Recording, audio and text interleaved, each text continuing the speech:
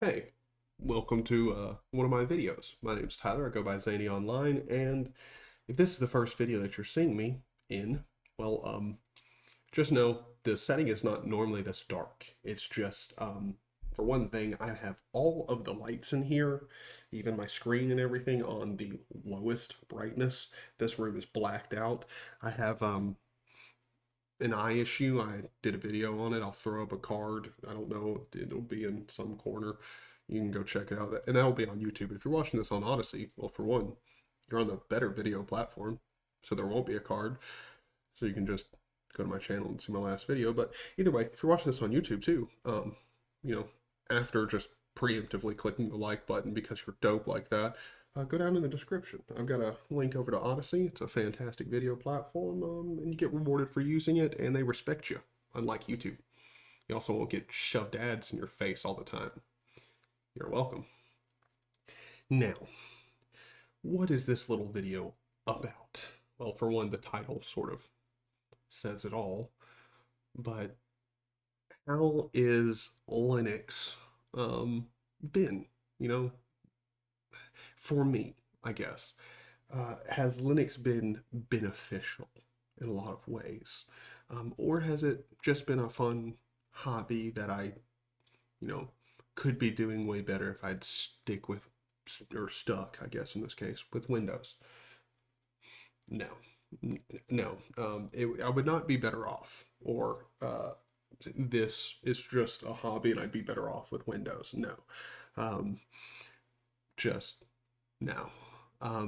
There are programs that I can't use because I'm on Linux. Let's be honest. Premiere, like the Adobe suite being one. Um, what's good? Another one. Substance Painter.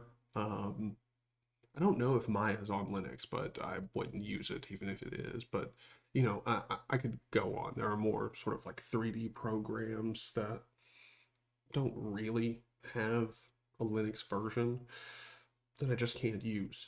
That being said, that doesn't mean you necessarily need, like, if you're doing 3D work, you don't necessarily need Substance Painter. You can get by just fine without it. You can do most of the things that you can do in Substance Painter in something like Blender. Again, for all of you who use Substance Painter, I know Substance Painter you can do more with. I'm just saying most of the things that someone would do in Substance Painter, especially as a new user, a beginner in 3D, you don't need Substance Painter. You're probably going to go into tutorial hell if you're trying to dive in that deep. But when it comes to Linux and how beneficial it has been, for one, I wouldn't know as much about computers without Linux.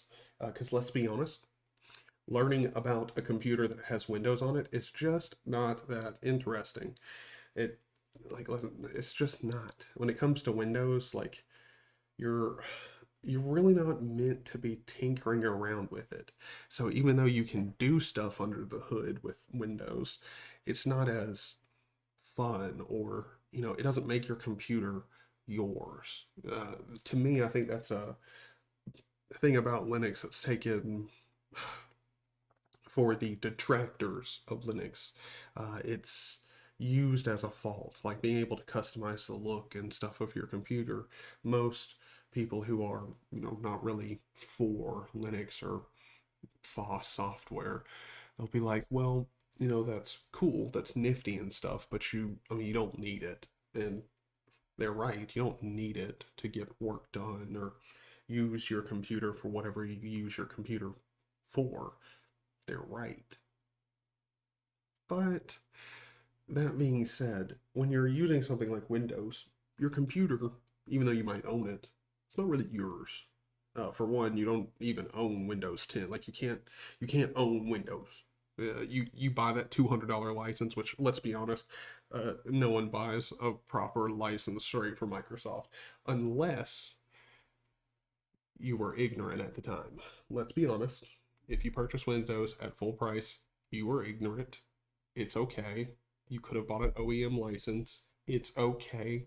It happens. We're all ignorant of shit at times. It's okay.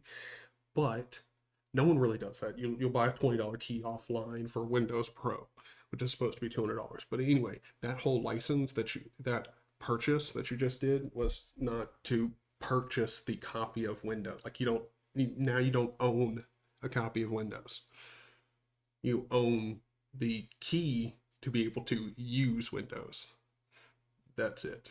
You still don't own anything about that copy of Windows. Like just because you bought it doesn't mean you can do anything with it. And that doesn't mean just customization. Like read through the license, man. It's calling it restrictive would be an understatement. It's a pretty restrictive license. It's you don't have much choice or option in what you're gonna do with Windows, but being able to customize your system and make it yours is more than just looks. Functionality wise, you can, I mean, like, I'm using rat poison right now, by the way. If anyone keeps up with me, yes, I'm still using rat poison. I really like it. If you don't know what rat poison is, for one, no, I'm not eating rat poison. It's a tiling window manager, but it's very obscure. If you don't know what it is and you don't even know what a tiling window manager is, don't go look at rat poison. Just giving you the heads up. It's probably not one that you should start off with. Just saying. But that being said, my computer is much more my computer, and it has helped in functionality. I mean, for one, I wouldn't be doing this channel about Linux if I didn't like Linux. And I mean, sure, this channel started out as a gaming channel, but that being said, I think Linux has been much more beneficial than this being a gaming channel. Uh, for one, like I like the more nuanced gaming on Linux style content because for one, it's more interesting. Not only are you just gaming, but you're also gaming for a long time. Who knows? In the near future, this could be wrong, but for a long time, it's been true. When you're gaming on Linux, you're essentially gaming on a platform that's not really taken into consideration by developers, or um, really the gaming industry in large. It's not really uh, held in high regard, I guess. So seeing games run well and people enjoying games on Linux has always been a little bit more interesting than just a gaming channel in general. Also, this channel is not just gaming.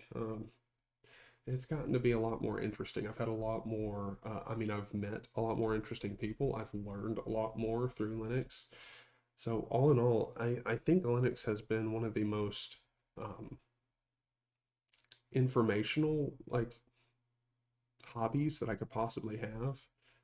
It's People are very knowledgeable in the Linux community. Um, even though the Linux community gets shit a lot of the times for being, you know, abrasive, or for some reason there's this big conception that inside of the Linux community, like, we're unwilling to help, and that's just not true, at least in my experience. I've had much worse time, like a far worse time, trying to get help on Windows topics. So I'm going to go off on a little tangent here. Hope you'll stick with me. So, as a Windows user, as a Windows user, it was really hard to get help. And I have seen a video where someone talks about why Linux, or why Windows, developing on Windows is better. And one of the examples that he used was when it comes to, like, when you go to something like Stack Overflow, you're going to have a lot more discussion and a lot more answers when it comes to Windows related issues compared to Linux. And, he boiled it down to, user base, which is pretty much true. I mean, people running Windows, there's a lot more of them compared to Linux. However, my argument to that is that is numbers wise and answers is completely meaningless, because when I was on Windows and having a more complicated issue, the people who would respond to try and help almost always didn't have the correct answer or even an answer that was remotely helpful. On Linux, the amount, even though you'll get a smaller amount of answers because there aren't as many people using Linux, the answers that you get as a Linux user on a platform like Stack Overflow are by far going to be, the odds of them being actually helpful or just straight up fixing your problem are much, much higher. I don't mean to be disrespectful, because I know there are plenty of very talented and very smart developers using Windows. Don't get me wrong here. But let's be honest, if you're running Linux, the odds of you being a developer that is more well-rounded, like not just focusing on one topic, you having much more knowledge in other areas than that one specific thing that you specialize in, is much, much higher. So when it comes to using Linux, Linux has actually been not just beneficial for me learning new things or whatever, it's also been much more beneficial in getting help. Whenever you have a problem, the Linux community is very, very willing to help. And a lot of people will preface this with, as long as you're not asking stupid questions, which to me, I wouldn't even say that. I've asked stupid questions before, and people have, been like, lol, and then here's the joke, and then also explained, like, hey man, in the future, just try Googling, the output of the error and see if you get an answer. You can ask stupid questions, and people, I mean, they will joke with you, but I've never, I'm an Arch user, and I'm not doing that as like the meme. I'm an Arch user, and I haven't never once had someone tell me to RTFM. Never once. Not directly to me. I've never had it happen. Ever. I mean, as much as a meme as it is, I've never had it happen to me, and I know plenty of other people have. Uh, but let's be honest, it's not like you're gonna get uh you might not get RTFM in Windows, but that's only because Windows doesn't have good documentation. Do you get my point? So, like on Windows, you're not going to get that, but what you are going to get is probably, let's say you get 10 answers to your question. You're going to get 9 that are effing useless, that don't maybe relate to your topic, but don't really solve your problem. They're just, they're answers that somebody who hasn't ran into your issue thinks might help, but they've never seen the issue. They're not sure that it's going to fix it. They just think so. You might get one helpful answer, or one answer that does fix it. On Linux, you'll probably get 2 answers, both of them very relevant and helpful.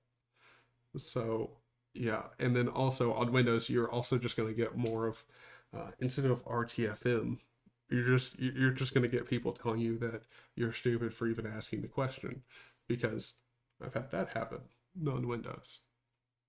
So I mean, the thing about the Linux community being rough around the edges, I haven't experienced it.